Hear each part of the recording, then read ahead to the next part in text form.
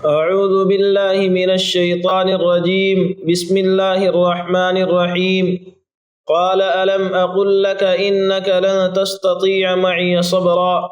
صدق اللہ العظیم۔ 16ویں پارے کے شروع میں سورۃ الکہف کا کچھ حصہ باقی رہتا ہے۔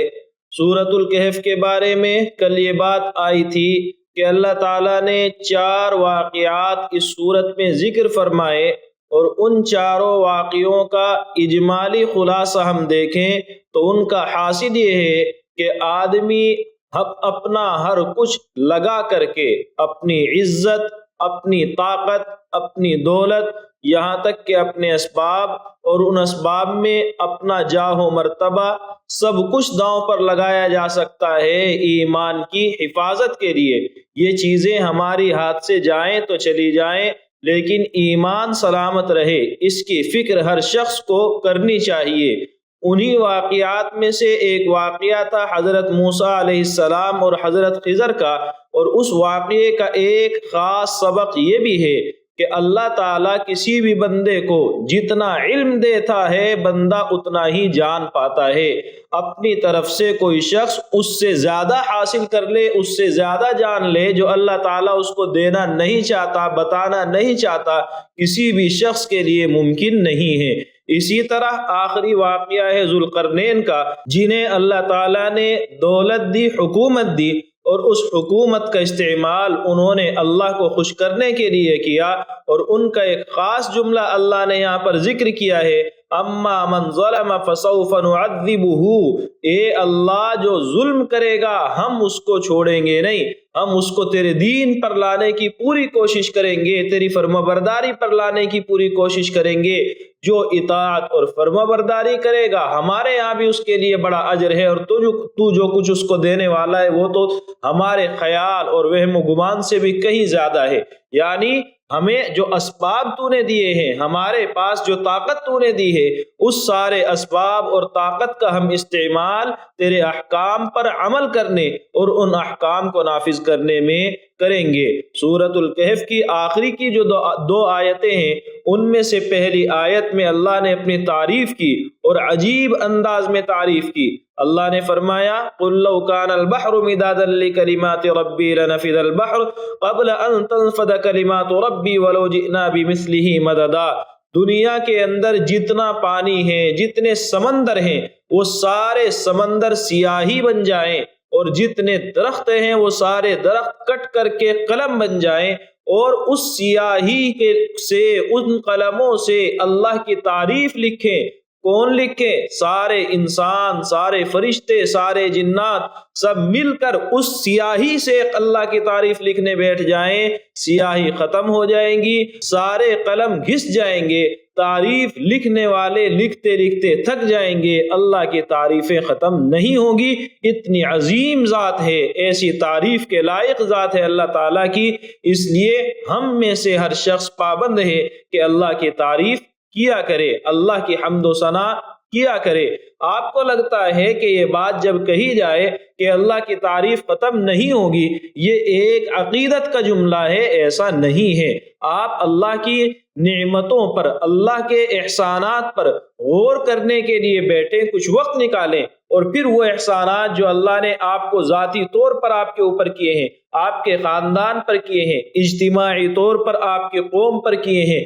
اللہ تعالیٰ نے کس کس ڈھنگ سے آپ کی کون کون سی ضرورتیں اللہ پوری کرتا ہے، پھر پورے کائنات کے نظام کو اللہ تعالیٰ کیسے چلاتا ہے، کائنات میں کس طرح کی مخلوق ہمارے کس طرح سے کام آتی ہے، ان ساری چیزوں پر آپ غور کرتے جائیں گے، اللہ کی تعریف خود بخود دل سے نکلتی ہوئی چلی جائے گی۔ اللہ نے فرمایا قُلْ إِنَّمَا أَنَا بَشَرٌ مِثْلُكُمْ، اے نبی آپ ان لوگوں کو بتا دیں میں تمہارے جیسا انسان ہوں، البتہ اللہ نے مجھے نبوت عطا فرمائی ہے، اور نبوت کی دعوتوں میں، نبوت کے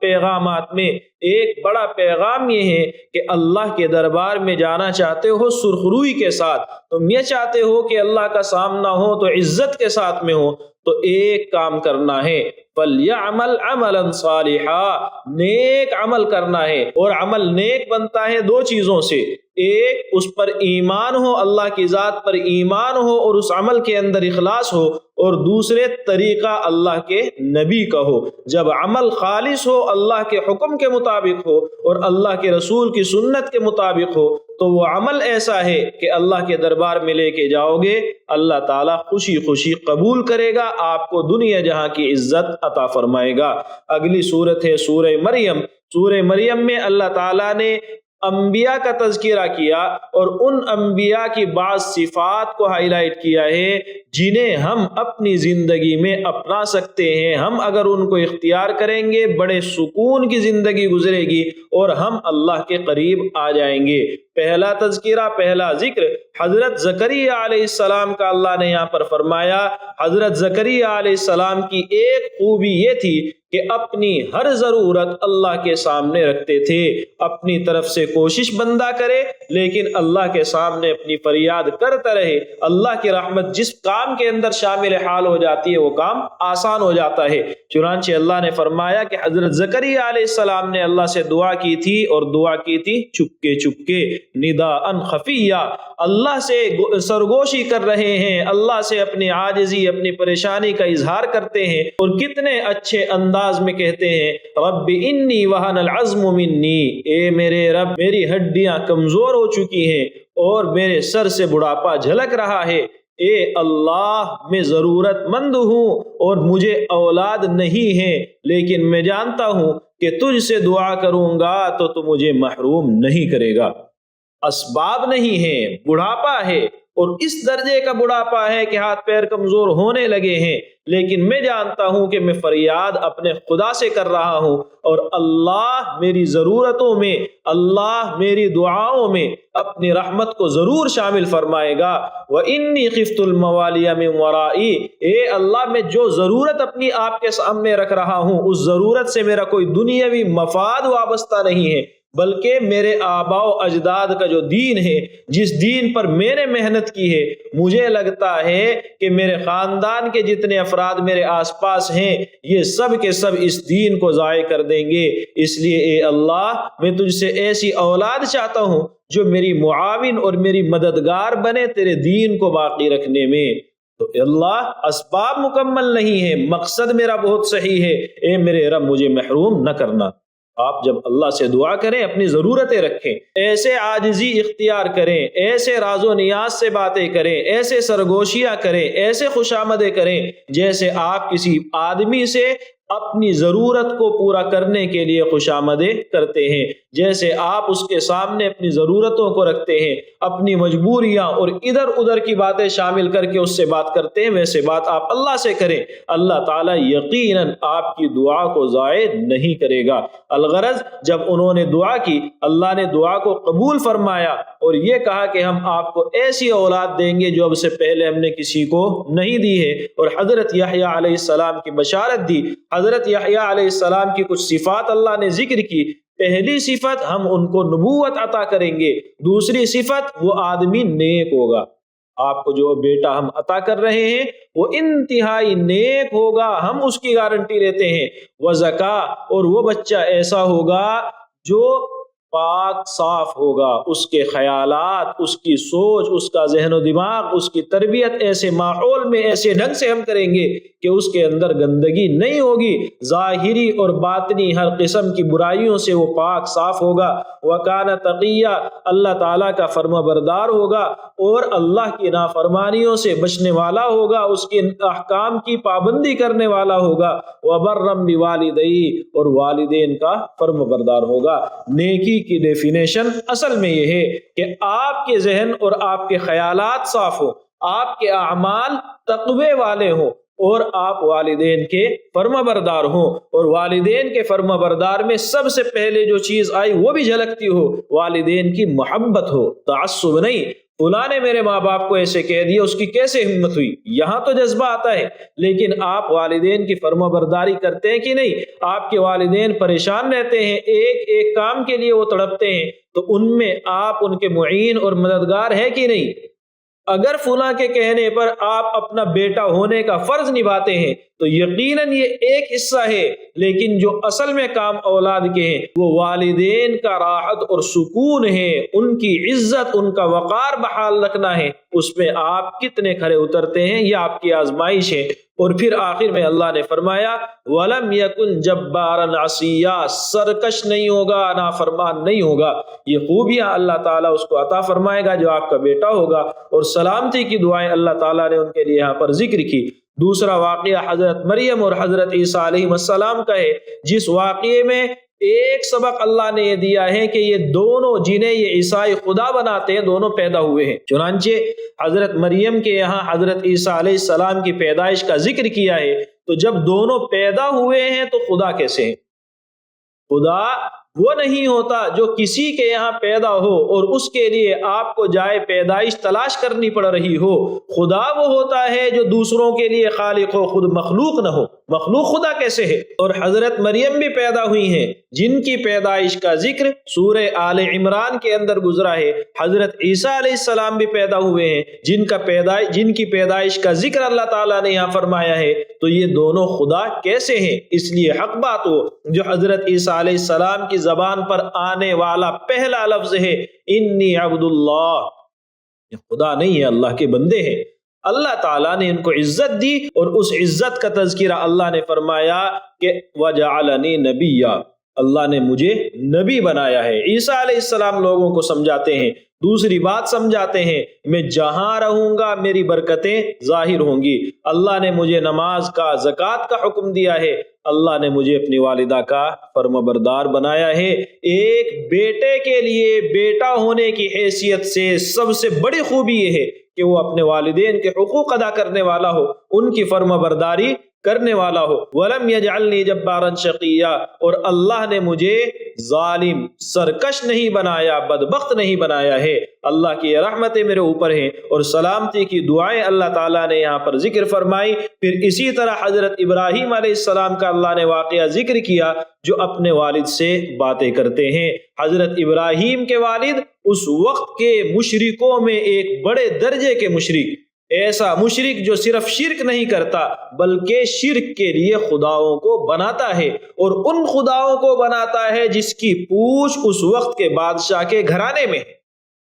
اس درجے کا ظالم، اس درجے کا اللہ کا باغی اور نبی، اللہ کے ان پیغمبروں میں سے ایک جسے اللہ اپنا خلیل کہتا ہے، ان 5 پیغمبروں میں سے ایک جنہیں اولو العزم پیغمبر کہا جاتا ہے، تو وہ اس درجے کا نبی بیٹا ہے، اور اس درجے کا نبی یہ باپ ہے۔ لیکن باپ اور بیٹے کے درمیان جب بات ہوتی ہے اس کو آپ دیکھیں، حضرت ابراہیم علیہ السلام فرماتے ہیں یا ابتی، اے میرے والد محترم، اے میرے ابا جان، آپ کیوں ایسوں کی عبادت کرتے ہیں جو نہ سنتے ہیں، نہ دیکھتے ہیں، نہ آپ کے کسی کام آ سکتے ہیں؟ مجھے معلوم ہے آپ تو یہ عبادت نہ کرتے، آپ تو صحیح راستے سے نہ بھٹکتے، لیکن آپ کو گائیڈنس غلط ملی ہے، میرے پاس میں صحیح رہنمائی ہے۔ انی قد جاءنی من العلم، مجھے وہ علم اللہ تعالیٰ کی طرف سے عطا ہوا ہے جو اب تک آپ کے پاس میں نہیں تھا، اس لیے آپ میری بات کو مان لیں۔ میں آپ کا ہمدرد ہوں، برا نہیں چاہتا ہوں۔ اے میرے والد محترم، انی اخاف ان یمسک عذاب من الرحمن، مجھے ڈر ہے اللہ کا عذاب آپ پر نہ آ جائے۔ یا ابت لا تعبد الشیطان، اے میرے والد محترم، آپ جس راستے پر چلے ہیں یہ شیطان کا راستہ ہے، یہ اللہ کے علاوہ دوسروں کی عبادت پر آپ کو شیطان نے لگایا ہے، اور ان الشیطان کان للرحمن عصیا، شیطان تو اللہ کا نافرمان ہے، اللہ کا باغی ہے، وہ آپ کو بغاوت سکھائے گا، اور جب وہ بغاوت سکھائے گا تو جو انجام اس کا ہوگا وہی انجام آپ کا بھی ہوگا۔ اس لیے میں آپ کو جو راستہ بتا رہا ہوں اس راستے پر چلیں اور اس شرک والے عمل سے باز آ جائیں۔ یہ ہمدردی حضرت ابراہیم علیہ السلام کی ہے۔ باپ کا رد عمل یہ ہے کہ تو میرے معبودوں کو برا بھلا کہنے سے باز نہیں آئے گا، اگر تو باز نہیں آ رہا ہے تو میں تجھے چھوڑوں گا نہیں، پتھروں سے مار مار کر کے ختم کر دوں گا، اس لیے یہاں سے نکل جاؤ۔ وَاہْجُرْنِی مَلِیًّا، ایک مدت کے لیے یہاں سے جاؤ۔ یہ انداز، یہ رویہ، یہ لہجہ جب باپ کی طرف سے سامنے آتا ہے، ابراہیم علیہ السلام ابھی بھی ادب کا دامن ہاتھ سے جانے نہیں دیتے۔ قال سلام علیک، سلام کرتے ہیں اور کہتے ہیں میں آپ کے لیے اللہ سے مغفرت مانگتا رہوں گا، آپ کی ہدایت کی دعائیں کرتا رہوں گا، جب تک استغفار کروں گا جب تک اللہ تعالیٰ مجھے منع نہیں کر دیتا۔ میں اللہ کا محبوب ہوں، اللہ کا نبی ہوں، مجھے امید ہے کہ اللہ مجھے محروم نہیں کرے گا۔ چنانچہ جب ابراہیم علیہ السلام نے اپنے والدین کو چھوڑا، اللہ تعالیٰ نے ان کو نوازا، کس چیز سے؟ فَلَمَّا اعْتَزَلَهُمْ وَمَا يَعْبُدُونَ مِن دُونِ اللَّهِ وَهَبْنَا لَهُ اسحاق وَيَعْقُوب۔ ایک پریوار، ایک خاندان چھوٹا ہے، دوسرا اللہ نے عطا فرمایا، اور ایسا خاندان عطا فرمایا جن کے اندر انبیاء کا ایک سلسلہ ہے، اور وہ سلسلہ جس کی کوئی تعداد ہمیں معلوم نہیں ہے، جس کی کوئی تعداد ذکر نہیں کی گئی، یعنی بے شمار انبیاء اللہ تعالیٰ نے ان کی نسل میں انہیں عطا فرمائے کہ ایک خاندان کی قربانی اللہ کے لیے دی ہے، اللہ تعالیٰ نے اس سے بہترین نسل ان کو عطا فرمائی۔ حضرت موسیٰ علیہ السلام کا اللہ نے واقعہ ذکر کیا، حضرت اسماعیل کا، ادریس کا اللہ تعالیٰ نے تذکرہ کیا ہے، اور ان سب کے بعد میں اللہ نے فرمایا فَخَلَفَ مِن بَعْدِهِمْ خَلْفٌ أَضَاعُوا الصَّلَاةَ، کہ ان کے علاوہ مثلا حضرت آدم ہیں، حضرت نوح ہیں، ان سب کے ساتھ میں اللہ نے انبیاء کو ذکر کر کے فرمایا کہ ان کے بعد کچھ ناخلف ہوئے، ایسے کپوت ہو گئے جنہوں نے ان کی محنتوں کو، ان کی قربانیوں کو ضائع کیا، اور ضائع کرنے کا مطلب اضاعوا الصلاۃ، دین کی پرواہ نہیں کی، جنہوں نے نمازوں کی پرواہ نہیں کی، اپنی خواہشات کو اپنا دین بنا لیا اور انہی خواہشات کے پیچھے چل پڑے۔ یہ ہے اصل میں وہ لوگ جنہوں نے اپنے آباء و اجداد کی قربانیوں کو ضائع کیا ہے۔ غرض آپ اللہ کے نیک بندے بننے چاہیں تو انہی انبیاء کے راستے پر واپس آنا ہے، اور آپ اس راستے کو بھول جاتے ہیں تو آپ اللہ سے دور جا رہے ہیں۔ اس کے بعد اللہ تعالیٰ نے قریش مکہ میں سے کچھ ایسے لوگوں کا تذکرہ کیا ہے جو اللہ کے رسول کے صحابہ کو ستاتے تھے اور یہ دعویٰ کرتے تھے کہ اگر ہم یہاں سے چلے گئے وہاں بھی ہم تمہارے اوپر سرداری کریں گے۔ اللہ نے فرمایا اللہ نے کوئی ایسا عہد، اللہ نے کوئی ایسا ایگریمنٹ ان لوگوں سے کیا ہے تو لاؤ۔ پتہ چلا کہ جھوٹ بولتے ہیں، اللہ تعالیٰ کے یہاں ان کا انجام بہت برا ہونے والا ہے، کیونکہ ان کا عمل وہ ہے جو عام عمل نہیں ہے، بلکہ تکاد السماوات یتفطرن من، ان شرکیہ باتوں سے، یہ شرکیہ جملے جو ان لوگوں کی زبان سے نکلتے ہیں، ایسا لگتا ہے کہ آسمان پھٹ پڑے گا، زمین پھٹ پڑے گی، پہاڑ ریزہ ریزہ ہو جائیں گے، اتنی بھاری باتیں یہ لوگ کرتے ہیں۔ جب اللہ کے ساتھ دوسروں کو خدا ہونے کا یہ دعویٰ کرتے ہیں تو ایسا بدترین جرم کیسے اللہ کے یہاں معافی کے لائق ہو سکتا ہے؟ آخر میں اللہ نے فرمایا ان الذین آمنوا وعملوا الصالحات، آپ اللہ کے دین پر چلتے رہیں، صحیح معنی میں اللہ کے احکام پر عمل کریں، آپ کا ایمان صحیح ہو، آپ کے اعمال صحیح ہو، لوگ آپ سے آج نفرت کر رہے ہیں، کل یہ نفرت محبت میں بدل جائے گی۔ چنانچہ ایک روایت آپ نے سنی ہوگی کہ اللہ تعالیٰ جب کسی بندے سے محبت کرتے ہیں تو حضرت جبرائیل کو بتاتے ہیں کہ یہ میرا بندہ میرا محبوب ہے۔ جبرائیل علیہ السلام آسمان کے فرشتوں میں اس چیز کا تذکرہ کرتے ہیں، ہوتے ہوتے یہ تذکرہ زمین تک آتا ہے اور زمین کے اندر اس کے لیے محبت رکھ دی جاتی ہے۔ تو اس آیت میں وہی بات کہی گئی ہے، یہ کہہ لے کہ وہ حدیث در حقیقت اس آیت کی تفسیر ہے کہ یقیناً جو لوگ ایمان لائے، نیک عمل کیے، دو چیزیں جب پائی گئی، سیجعل لہم الرحمن ودا، اللہ تعالیٰ ان کے لیے زمین کے اندر محبت رکھ دے گا۔ اگلی سورت ہے سورہ طٰہٰ۔ سورہ طٰہٰ کے اندر بڑی تفصیل کے ساتھ حضرت موسیٰ علیہ السلام کا واقعہ اللہ نے ذکر فرمایا ہے، اور حضرت موسیٰ علیہ السلام کے واقعے کا پہلا حصہ 9ویں پارے میں جب ہم نے ان باتوں کو ذکر کیا تھا تو وہاں یہ بات آئی تھی کہ موسیٰ علیہ السلام کی نبوت کے دو حصے ہیں، ایک وہ جو فرعون کے ساتھ ہے یعنی امت دعوت کے ساتھ ہے، اور دوسرا وہ جو بنو اسرائیل کے ساتھ ہے یعنی امت اجابت کے ساتھ ہے۔ یہاں واقعہ تفصیل سے آیا ہے وہ جو فرعون کے ساتھ میں تھا، اور وہ واقعہ ہمیں بتاتا ہے کہ دنیا کا جو نظام چل رہا ہے، میں اپنی چالاکی سے سمجھ رہا ہوں، فلاں اپنی چالاکی سے سمجھ رہا ہے، لیکن یہ حقیقت میں اللہ کی طرف سے ایک نظم ہے جو آخر میں وہی جا کر کے ختم ہوتا ہے۔ چنانچہ آپ دیکھیں کہ فرعون کو صرف ایک خواب دکھایا گیا تھا، اس خواب کا نتیجہ یہ ہوا کہ فرعون نے بنو اسرائیل کے اندر قتل عام کیا، قتل عام ہوا، بظاہر بنو اسرائیل کا نقصان ہے، لیکن حقیقت میں پلاننگ ہے کہ موسیٰ علیہ السلام کو صندوق میں بند کرنا ہے، اس صندوق کو دریا میں ڈالنا ہے، اور اس دریا کے اس رستے سے، اس حصے سے وہ صندوق گزرنا ہے جو فرعون کے محل کے قریب ہے، اور فرعون کے گھر میں ان کی بیوی تک موسیٰ علیہ السلام کو پہنچنا ہے، اور موسیٰ علیہ السلام کی پرورش ایک شاہی انداز پر کرانی ہے۔ کہنے کے لیے فرعون اپنی حکومت، اپنی خدائی کو بچانے کی کوشش کرتا ہے، لیکن حقیقت میں وہ اللہ کی اس تدبیر کا حصہ ہے۔ تو نظام دنیا کا ویسے چلتا ہے جیسے اللہ چلانا چاہتا ہے، آپ کو معلوم بھی نہیں ہوگا کہ انجام کیا ہونے والا ہے۔ آخر میں اللہ نے فرمایا من اعرض عن ذکری فإن له معیشۃ ضنکا، آپ اللہ کی فرما برداری کریں گے اللہ زندگی میں سکون عطا کرے گا، آپ نافرمانی پر اتر آئیں گے اللہ سکون کو چھین لے گا۔ اور اس سے آگے بڑھ کر نحشرہ یوم القیامت اعمی، اللہ تعالیٰ قیامت کے دن اندھوں میں شمار کرے گا، کیونکہ تم نے دنیا کے اندر رہ کر اللہ کے احکام سے اپنی آنکھوں کو بند کر لیا تھا۔ اللہ تعالیٰ نے سورہ طٰہٰ کے آخر میں 5 اصول ذکر فرمائے ہیں جن کو آپ کہہ سکتے ہیں کہ اللہ کی نظر میں کامیابی کے یہ 5 اصول ہیں۔ پہلا قاعدہ، پہلا ضابطہ، فاصبر علی ما یقولون، لوگ آپ کے خلاف باتیں کرتے ہیں ان پر صبر کرو،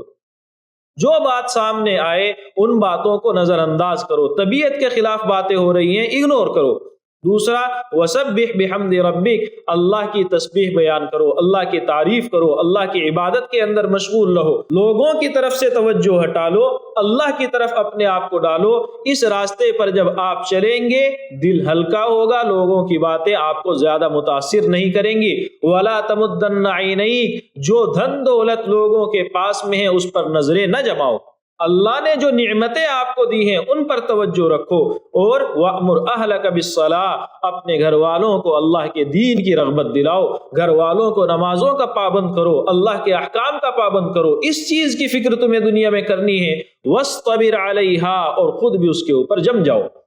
جب آپ یہ 5 عمل کر لیں گے تو یقین جانے آپ کے گھر کے حالات بہتر ہوں گے۔ چنانچہ اللہ نے فوراً کیا کہا ہے، لا نسألک رزقا نحن نرزقک، آپ ان چیزوں پر توجہ دیں۔ روزی کمانے کے لیے محنت کا اللہ نے آپ کو پابند کیا ہے تو محنت کریں، لیکن روزی اللہ آپ کو دیتا ہے۔ روزی کمانے کے لیے ان چیزوں کو پامال کرنا، اللہ کے احکام کو ٹھکرا دینا یا اللہ کے احکام کو ضائع کرنا، ان کی طرف توجہ نہ کرنا، تساہل برتنا، یہ اللہ نہیں چاہتا ہے۔ اللہ صرف یہ چاہتا ہے آپ بقدر ضرورت، آپ اپنی حیثیت کے مطابق محنت کریں، نتیجہ اللہ عطا فرمائے گا۔ اللہ تعالیٰ مجھے بھی آپ کو بھی سمجھنے کی، قدر کرنے کی، عمل کرنے کی توفیق عطا فرمائے۔ وآخر دعوانا ان الحمد للہ رب العالمین۔